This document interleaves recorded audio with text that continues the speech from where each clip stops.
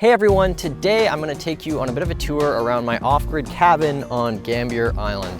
Now you've probably seen the other videos, but if you haven't, go check those out. Essentially, I got this property a couple years ago because I didn't want to pay outrageous prices for property in Vancouver and thought, let's do it the good old-fashioned way, start from scratch, start from raw land and build it up.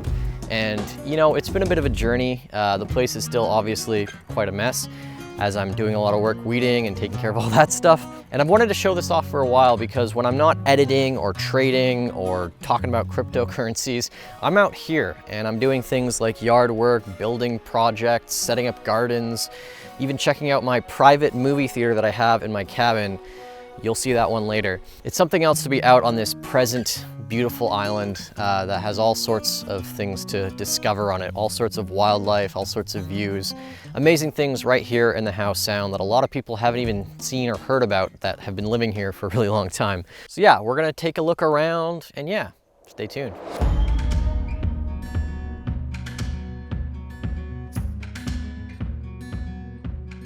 So yeah, one of the first things you'll notice when you come up to the property here is that I've started a bit of a garden here and I got 8 feet tall fences that are temporary. I'm gonna do a better job in making this look kind of nice and cool and probably put a gate in there.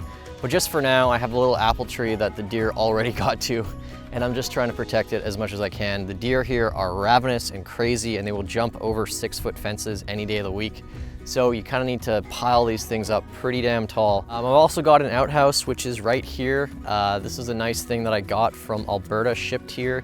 The cool thing is that the pit is directly located by a tree root. So basically all the excrement and waste that comes out of the outhouse into the pit ends up getting absorbed pretty quickly into that tree. I've had this toilet area and stuff out here for about half a year now, and even though the pit is only about 2.5, 3 feet deep, all of the waste has been absorbed by the roots in the soil there, which has been really cool. So yeah, I built a little pathway that basically goes from the outhouse here all the way up to the cabin. And again, mind the mess, still working on a few things, still need to get a shed. And let's take a look inside.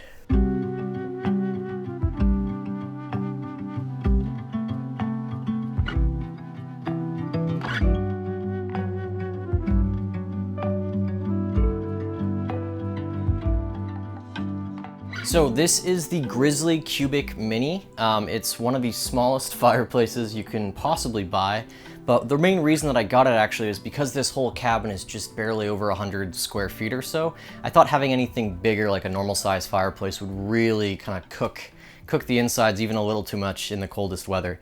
So this little thing I think is a perfect size for this type of setup here. People like to use them in vans and whatnot. But because it's so small, you can't actually put normal kind of chunks of wood in there. You have to use either smaller kindling, or what I really like to use is this pressed wood. And this pressed wood you can get anywhere, Home Depot or Canadian Tire. It's like $5 for a 4-pack. And it's basically just really dense compressed wood that you can kind of break up into chunks, fit in there perfectly as you want it. One pack that costs about $5 will run you probably at least 16 hours. And it's just nice to have that crackle of the fireplace. It's really soothing, compared to just having a normal kind of floorboard heater or something like that. And it's very efficient as well since you're not using a ton of electricity or propane. And this right here is the Titan solar generator. And this is what I use to kind of power everything inside the cabin, from the lights, charging my batteries, using my laptop, running the fridge, running a toaster oven, running my water pump even. It's got 4 DC ports, it's got 6 AC ports, and it's got even an RV plug if you want to power a bigger appliance. Great for on the road. So right now I'm running a whole bunch of things on it. I'm running my water system on it right now. I'm running the toaster oven off of it. I'm running the fridge on it.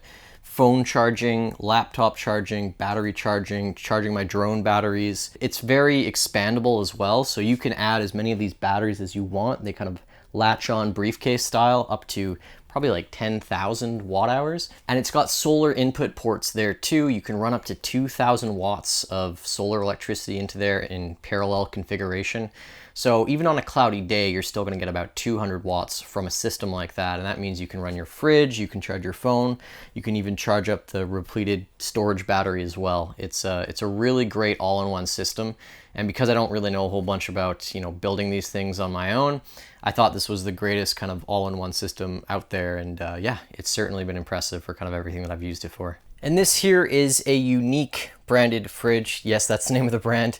And you might think, oh, a fridge, that can't be that important. Like, what's so great about a fridge? Well, when you're off grid and you're relying on solar and you're living in British Columbia where it's cloudy most of the year, it's really important to get an efficient fridge. And so this thing, even when it's running full speed with the compressor on, is only really drawing about 60 to 70 watts, which is less than a fast charger that I use on my phone. So you can palpably run this fridge through really cloudy days or even weeks, and a solar generator with 1,000 watts or so is going to be more than enough to run this thing kind of all year round, which is great. And it's also not too small. It's a bit smaller than a regular sized fridge, but it's not a mini fridge, as you can see. It's got a full kind of freezer space here. I've kept well over 2 to 3 weeks worth of food in this thing, no problem. And it's just fantastic. It's one of the favorite things I have in this cabin.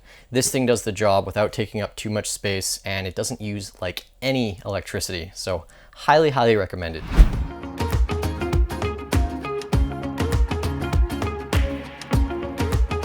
All right, so this is my makeshift solar system. It's basically 2 parallel strings of 500 watts here and 500 watts there. I've angled them a little bit differently, so the solar panels down there get a bit more of the morning sun, and these ones get a bit more of the afternoon sun, so I basically have good power all day long. In Gambier, I don't think we've had a day of rain in probably about a month, so these things have just been generating nonstop, which is really cool, renewable energy. And fun fact, apparently if you spray down solar panels with a hose, they generate more electricity, probably something to do with science, which I don't know a lot about, but I thought that was kind of cool. This is the latest addition to the cabin, running water, and basically how this works is I have a submersible pump in my well here. It's about 150 feet deep or so, and that basically comes over to here, which is a bit of like a relay control switch. That measures how much water is in this pressure tank when it gets under a certain amount of pressure. It flips the switch on here. This is connected to my generator. It turns the pump on, fills this thing up with water, pressurizes the water, and I got running water for a sink inside the cabin. I got a hose here. You know, after being here for like 2+ years with the building, finally having running water is one of the greatest things. Before I had all this, what I had to do originally was take this thing right here, this long cylindrical tube here, run it all the way down that well, about 40 feet, and then pull it all the way up to get about 2 gallons or so of water. And not having to do that anymore, you know, maybe a part of me misses it a little bit because it was kind of fun, but I don't miss it for having to get water for doing the dishes. Having running water to do dishes, it's essential. So yeah, kind of a cool system. I'm so happy to get it. Cost a bit of money, but my lovely neighbor Graham helped me set it all up, and now I have water. My neighbor was nice enough to give me one of these cucumbers, actually quite a few little veggies here. We're gonna cut these up into little slices and kind of coat them with salt and pepper and a few different spices, and then deep fry them in this little propane stove here that I have. Get a little taste of some homemade Gambier cuisine.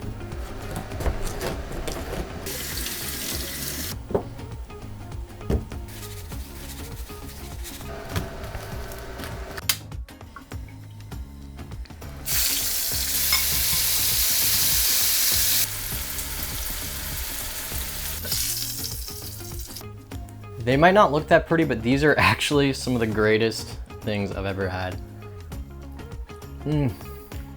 Oh my God, that's so good. The type of seasoning I have is this like citrus rub, and that you can taste like the flavor of that orange and all the peppercorn. It's just like, it's unbelievable.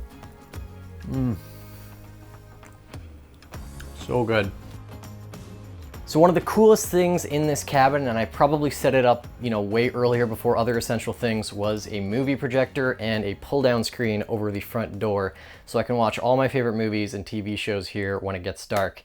Now, other people might have installed water before a movie projector, but I have my priorities. This thing is awesome. I got it for about 220 bucks off of Amazon, and the pull-down screen was about 150. And you can basically get a cord that plugs either into your laptop and HDMI, or you can even use your phone to connect to one of these and project all sorts of your favorite stuff.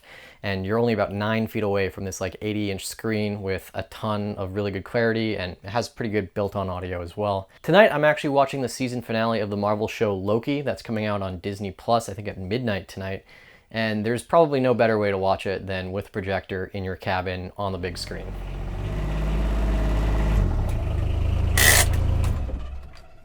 This is my Kawasaki Mule, my go-to for moving and transporting anything around the island. For the longest time, I used to just carry stuff with a cart down from the dock. And even though my lot is not that far from the water, carrying stuff by hand truck can only get you so far. So I finally splurged, I got this. And yeah, when I'm not doing landscaping, building a garden, or working on the house, I like to take this thing and go down to the beach and the dock and just relax, because there's nothing like a little bit of ocean breeze after a hard day of work.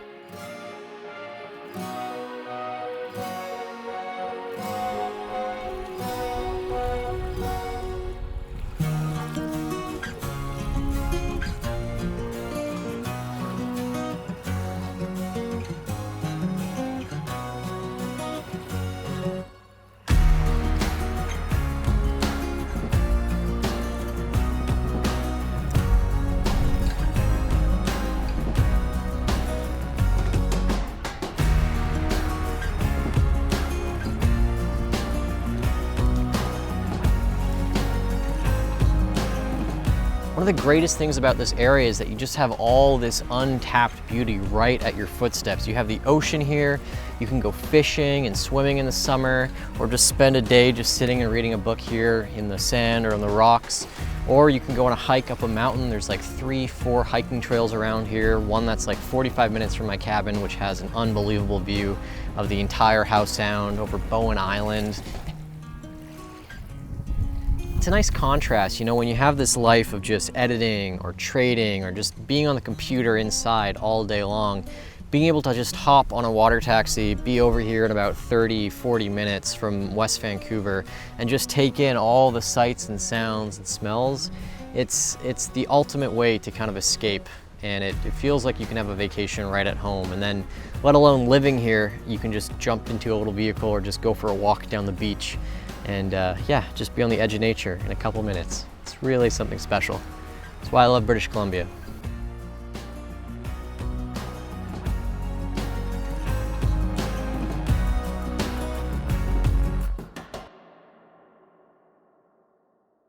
But yeah, that's the tour. There's so much more to come here, but I really want to thank you guys for watching and for asking me to make this video.